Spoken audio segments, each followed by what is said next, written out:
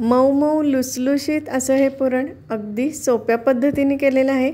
याचे तुम्ही कडबू करा, पुरणपोळी करा किंवा आरतीसाठी करायचे दिवे करा किंवा अगदी पानाला लावायसाठी नुसतं सुद्धा करू शकता।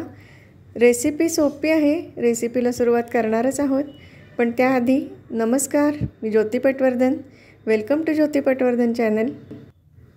पुरण करण्यासाठी मी इथं 1 वाटी हरभऱ्याची डाळ घेतली आहे। डाळ स्वच्छ निवडून चाळून घेतलेली आहे। ही डाळ मी आता कुकरमध्ये घेते आहे आणि यामध्ये पाणी घालून 3 ते 4 वेळेला स्वच्छ अशी ही डाळ धुवून घेणार आहे। डाळीतलं सगळं पाणी काढून टाकून ती अशी एकसारखी करून घेतलेली आहे आणि त्यामध्ये आता नवीन पाणी घालणार आहे। तर 1 वाटी हरभऱ्याच्या डाळीसाठी 3 वाट्या पाणी ॲड केलेलं आहे मी। हे बघा, असं वरती थोडंसं पाणी असं दिसलं पाहिजे किंवा तुम्ही तुमच्या अंदाजानुसार पाणी घालू शकता।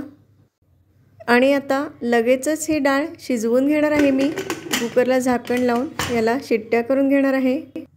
लो टू मीडियम फ्लेमवर 9 ते 10 शिट्ट्या करून घेतल्या आणि 5 मिनटं अगदी लो फ्लेमवर ही डाळ शिजवून घेतलेली आहे।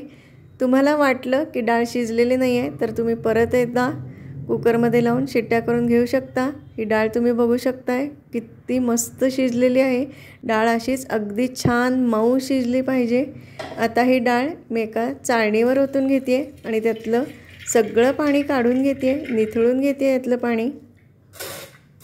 सगळं पाणी अगदी व्यवस्थित असं निथळलं गेलं पाहिजे, यात पाणी शिल्लक राहायला नको, म्हणजे डाळ लवकर कोरडी व्हायला मदत होईल शिजवताना। बघा, तुम्ही बघू शकता कटसुद्धा छान निघाला आहे कटाची आमटी करण्यासाठी। आता मी इथं नॉनस्टिकचा पॅन घेतला आहे आणि त्याच्यावर ही चाळण ठेवून वाटीच्या मदतीने मी हे असं ही डाळ वाटून घेते आहे या पद्धतीने। तुम्हाला हवं तर तुम्ही आधी ज्यामध्ये डाळ शिजवली आहे त्या कुकरमध्ये सुद्धा ही हरभऱ्याची डाळ अशी वाटून घेऊ शकता चाळण ठेवून। वाटी बाजूला काढून मी मोठा असा ग्लास घेतलेला आहे म्हणजे वाटायला सोपं जाईल। आता गॅसवर मी हे नॉनस्टिकचा पॅन ठेवला आहे आणि ही जी डाळ आहे ती एखाद दुसरा मिनिट अशी नुसतीच परतून घेणार आहे, परतून कोरडी करणार आहे। तशी कोरडीच आहे ही, खूप जास्त ओलसर नाही आहे, आपण पूर्ण पाणी काढून टाकलेलं असल्यामुळं। तरीसुद्धा एखाद दुसरा मिनिट अशी नुसतीच कोरडी परतून घेणार आहे म्हणजे पटकन शिजायला, पुरण शिजायला मदत होईल। यात आता मी 1 वाटी साखर घालते आहे। गूळ न घालता यामध्ये मी साखर वापरते आहे। मिक्स करून घेऊया। 1 वाटी हरभऱ्याच्या डाळीसाठी 1 वाटी साखर घातली। तुमच्या आवडीनुसार तुम्ही साखरेचं प्रमाण थोडंसं कमी जास्त करू शकता। 1च्या ऐवजी तुम्हाला गोड जास्त आवडत असेल तर 1.25 वाटी साखरसुद्धा घालू शकता। यात मी आता 2 चमचे केशर वेलची सिरप घातलं। सिरप घालणं ऑप्शनल आहे। थोडीशी वेलदोड्याची पूड घातली, केशर वेलची सिरपमध्ये होतंच तरी वेलदोड्याची पूड थोडी घातली। आणि आता मी स्वादासाठी जायफळ खिसून घालते आहे थोडंसं, मस्त असं जायफळाचा छान स्वाद येतो। केशर वेलची सिरप घालायचं नसेल तर तुम्ही अगदी चिमूटभर हळद घालू शकता किंवा थोडंसं केशर घालू शकता किंवा केशरी रंग घालू शकता किंवा काहीच नाही घातलं तसंच ठेवलं तरी चालेल। गॅसची फ्लेम खूप हाय ठेवायची नाही पुरण शिजवताना।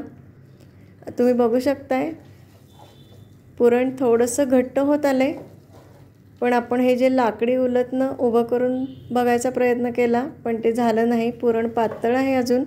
थोडं शिजू देऊया। लो टू मीडियम फ्लेमवर हे पुरण शिजवून घ्यायचं आहे, हाय फ्लेमवर केलं तर करपून जाईल। हे मधून मधून असं ढवळत आपल्याला पुरण शिजवून घ्यायचं आहे। मी इथं साखर वापरली आहे, पण तुम्हाला हवा असेल तर 1 ते 1.25 वाटी अगदी बारीक चिरलेला गूळ घालू शकता किंवा गुळाची पावडर घालू शकता। आता हे बघा, तुम्ही हे बघू शकताय हे लाकडी उलथनं असं ठेवल्यानंतर हे तसंच्या तसं राहतंय, पडत नाही, म्हणजे हे पुरण शिजलेलं आहे। ही टेस्ट करायची एक पद्धत आहे पुरण शिजलंय की नाही ते। किंवा असं ताटलीत काढून घ्यायचं आणि थोडंसं हलकीशी फुंकर मारून हे बघा याचा असा हाताला न चिकटता छान गोळा होतोय, म्हणजे हे पुरण व्यवस्थित शिजलेलं आहे।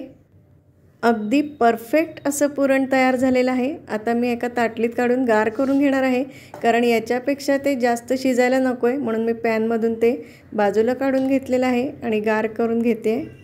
नुसती डाळ आधी वाटल्यामुळं आणि साखर घातल्यामुळं अगदी झटपट असे हे पुरण तयार आहे.